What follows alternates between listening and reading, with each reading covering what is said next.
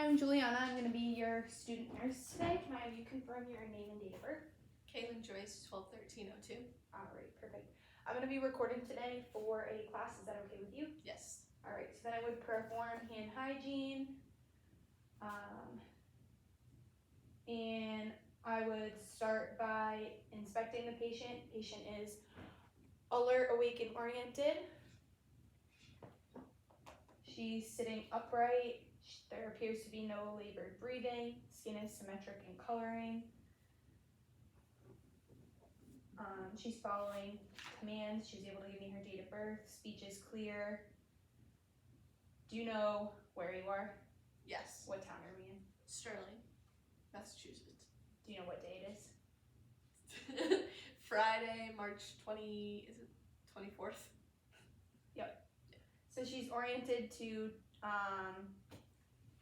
person, place, and time. So next thing I would do is vital signs. So I would find her radial pulse. And I would do that for 30 seconds and multiply by 2. And it's expect a range between 60 and 100. So we'll say 72, which would be within normal range.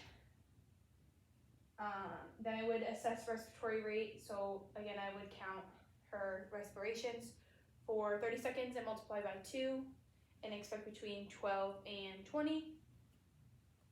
So we'll say 16 breaths per minute. So next I'm going to move on to the focus part of the exam. So this is going to be a neurologic and eye exam. It should take about 10 to 15 minutes. And let me know if you have any questions. So before we get started, do you wear glasses or contacts? No. Any change in vision recently? No. Any new physical problems with your vision? Any blurred vision? No. Anything like that? Okay. So then I would inspect her nares, which is your nostrils. So, and I would note that there is patency bilaterally. So then I'm gonna have you just cover one nostril and close your eyes. And I want you to tell me what you smell.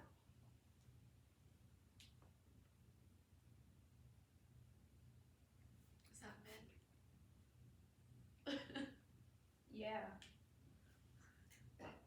Can you cover the other one?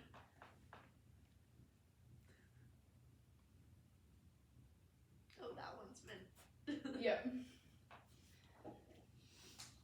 Alright, so patient has patency bilaterally, which means cranial nerve 1 is intact. So now I begin the eye exam. So I'm going to inspect the eyelids for symmetry. Those are symmetrical. There's no lesions, there's no drainage, there's no crusting. Eyelashes are symmetric and distributed. There's equal hair distribution of the eyebrows. Those are equal as well. Her sclera is white. And can I have you just pull down one eyelid and then the other eyelid? And conjunctiva is pink and moist. So then what I would do, assuming I had a vision chart, I would have you stand, so we'll say it's right here. You would stand 20 feet from the Snellen chart. If you have glasses, you would wear them. You'd cover one eye, and I'd ask you to read lines assessing your vision. This would be looking at cranial nerve 2 to see if that's intact. If you have 20/20 vision, then it would be intact. So that's assuming that you can read at 20 feet what a normal person would be able to read. So next I'm going to inspect pupils for size, equality, shape. So I'm going to just do that by holding this up. So her pupils are about 5 millimeters bilaterally, which is the expected. They're both equal, round, react, and I just gotta see if they're reactive to light and accommodation. So I'm just gonna shine this in front of you real quick. And they're equally reactive to light, so there'd be Perla. So corneal light reflex bilaterally means that cranial nerve 3 is intact. Next thing I'm going to inspect is going to be the trochlear nerve, which is cranial nerve number 4. So can I just have you follow my finger with your eyes only, without moving your head?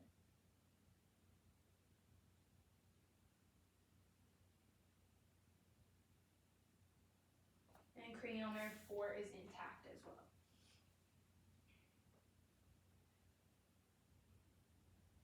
So next I'm going to inspect for convergence. So that's what I just did. So that would be inspecting to make sure she can follow my finger. So then I would use the ophthalmoscope, which I don't have, and I would look for the red light reflex, but I would use my right hand to look at her right eye. So I would hold it in my right hand, and then I would use my left hand and look with my left eye at her left eye. So it'd be left, left, left, and right, right, right. But because they don't have an ophthalmoscope, I cannot do that. So next I'm going to go back to the cranial nerves, and I'm going to have you close your eyes for me. So I'm going to poke your face with a Q-tip, and I want you to tell me if it's the soft side or the sharp side. Each time I poke you. I don't know. So that's what sharp will feel like, and that's what soft is going to feel like. They feel the same. Soft. Sharp. Soft. Soft. Soft. Sharp. Okay, you can open your eyes. So since she was able to do that, her sensations are intact. And so then I would palpate her mandible for clicks. So I'm just gonna put my hands on your jaw, okay? And can you open your mouth? And your close. So there's no TMJ, and cranial nerve number 5 is intact. So then we would test the facial nerve. So can you raise your eyebrows for me? Can you puff your cheeks? Can you smile? So there's symmetry in all of those motions, which means that cranial nerve 3 is intact and she has symmetric facial features. So next I'm gonna have you, can I actually have you turn sideways just so I can be behind you? Like this way. Yeah, sure. So you're just gonna cover one ear, and I'm gonna whisper a word in your in the other ear, and you just have to tell me what I said. Baseball. Okay, can you cover the other ear? Popcorn. Perfect. So she was able to do the whisper test, which means cranial nerve 8 is intact, and you can face forward again. Thank you. So then we would test cranial nerve 9, 10, and 12, which would be testing taste, but for the purposes of this exam, I'm not going to do that today. So I'm going to inspect symmetrical movement. So there's equal, her voice is clear, she's able to swallow, her trachea is located midline.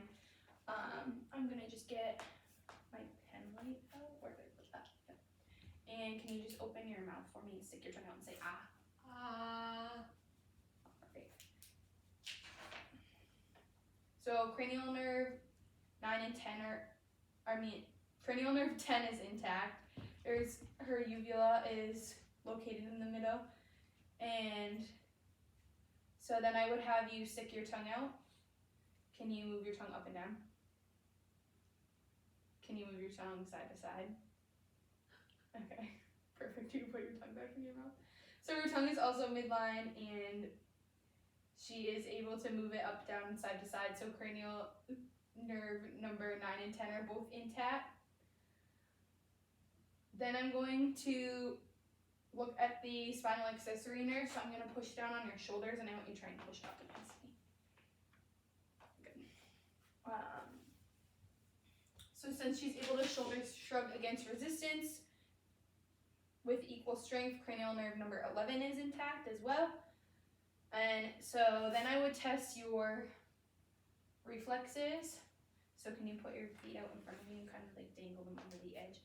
I don't have a like hammer for it, but I would hit just below the knee. And we would assume we'd see the reflexes. And then I'm going to, can you bend your arm up like this? And I would hit just above the elbow, and it should go out a little bit. And I'm going to do the other side.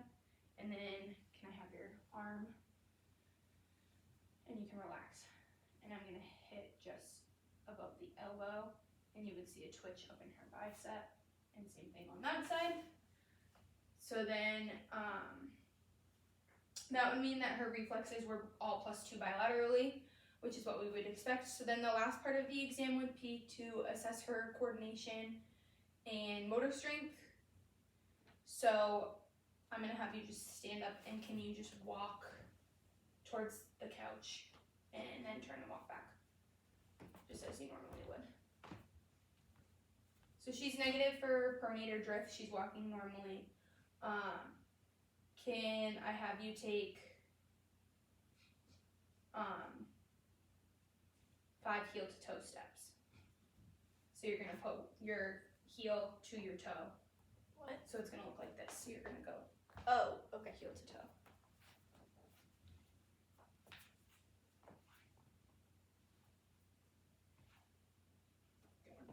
So her gait was smooth and fluid, and she's able to do that. So then I'm gonna do, while I have her standing up, I'm gonna do it a little bit out of order. I'm gonna do the Romberg test. So can you stand with your feet together? And you're gonna close your eyes and just try and balance.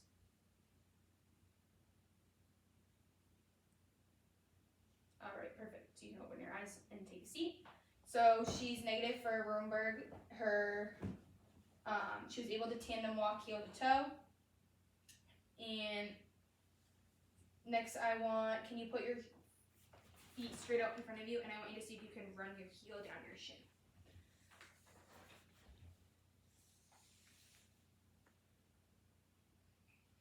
Perfect. So her coordination is intact, so can I have you put your arms out in front of you, and I'm just gonna try and push them down. I want you to resist. Good, and same thing with your legs.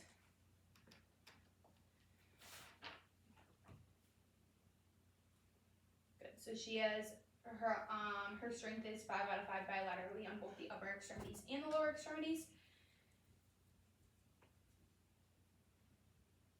And can I have you, just to test your fine motor, can I have you touch your thumb to each of your fingers?